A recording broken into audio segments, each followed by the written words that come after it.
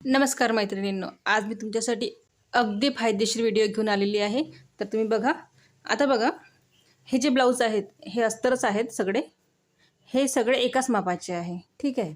एकाच मापाचे असल्यामुळे मी सगळे अस्तर एकावर एक व्यवस्थित घडी करून ठेवले आणि नंतर कटिंग केले।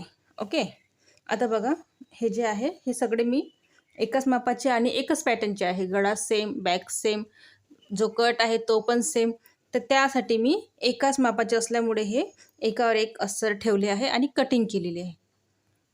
जेव्हा आपण असं करतो, एकाच मापाचे जे ब्लाऊज असतात एकावर एक ठेवून आपण अस्तर कटिंग करू शकतो, परंतु जेव्हा आपले जे साडीमधले किंवा डिझायनर ब्लाऊज पीस असतात तेव्हा आपण असं करू शकणार नाही। कारण जे आपले साडी असते, जे आपल्या साडीमधले ब्लाऊज पीस असतात त्याचे पॅटर्न टोटली वेगळे असतात। आता तुम्ही बघू शकता, आता हे जो कापड आहे माझ्याकडे, याच्यावर छोटे छोटे असे फ्लावर्स दिलेले आहे। याच्यावर बघा, याच्यावर असे बॉक्स दिलेले आहे। हा पूर्ण प्रिंटेड आहे आणि हा पण त्याच्यामधलाच आहे, साडीमधलाच आहे। आता याला बघा, याला असं काही नाही आहे, कुठलेही फूल किंवा कुठले पॅटर्न दिलेले नाही आहे, पण याच्यावर लाईन्स आहेत, है ना। हा ब्लाऊज पीस तुम्हाला कटिंग करताना ह्या ज्या लाईन्स आहेत ह्या तुमच्या स्लीव्जवर, बॅकवर अशा सरळ आल्या पाहिजे। फ्रंट ठीक आहे, कटोरी तुम्हाला इकडून तिकडून काढावी लागेल, पण जो बॅक आहे आणि स्लीव्ज आहे ती आपली परफेक्ट जसं पॅटर्न आहे त्याच पॅटर्ननुसार आली पाहिजे। तर त्यासाठी तुम्ही अस्तर कटिंग करा एकावर एक ठेवून सगळे, जेवढे तुमचे एकसारखे माप असेल, 5-6 जेवढं तुम्हाला एकखट्टे 2, 3, 4 जेवढे असेल ते। पण जेव्हा तुम्ही ब्लाऊज पीस कटिंग करता तेव्हा मात्र असं घाई करायची नाही। जर तुमच्याकडे सगळेच पॅटर्न सारखे असेल ब्लाऊजचे, आता हे जे ब्लाऊज आहे अशाच पद्धतीने माझ्याकडे आणखी 2-3 ब्लाऊज असते तर मी इझिली कटिंग करून टाकली असती, परंतु माझ्याकडे सगळे पॅटर्नमध्ये आहे।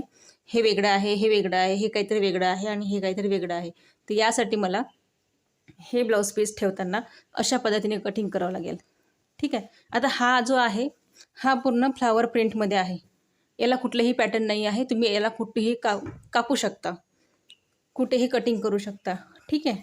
आता हा जो आहे हा काठाचा आहे, जरी याला प्रिंट आहे पण हा आहे काठाचा आणि याच्यावर बघा छोटे छोटे छोटे छोटे असे डॉट दिलेले आहे, ठीक आहे। आता हा जो आहे हा आपल्या हातालाच आला पाहिजे। हा जो आहे हा छोटा काठ आहे, या साडीमधला हा छोटा काठ आहे, तर हा बॅकला गेला पाहिजे आणि हा स्लीव्जला आला पाहिजे। तर तुम्ही अशा पद्धतीने कापड टाका। आता हा बघा, हा जो कापड आहे याची जी प्रिंट आहे ती अशा प्रकारे आहे, तुम्ही बघू शकता। हे जे फ्लावर्स आहे हे उभे गेलेले आहे, तर मग उभ्यामध्ये कटिंग करावं लागेल। जर तुमच्या लक्षात येत असेल तर तुम्ही अशा पद्धतीने ठेवा की सगळे आपल्याला व्यवस्थित, जो काठ आहे तो पाठीला येत असेल तर पाठीच्या भागाला ठेवा, हाताचा असेल तर हाताच्या भागाला ठेवा। जे ब्लाऊज पीस आहे, मेन ब्लाऊज पीस जे आहे साडीमधला, तो जर तुम्हाला असं जमत असेल तर कटिंग करा, नाहीतर गडबड करू नका। अस्तर कटिंग केलेले असतात आपण एकावर एक ठेवून। आता बघा, हे सगळे अस्तर मी एक सोबतच कटिंग केलेले आहे।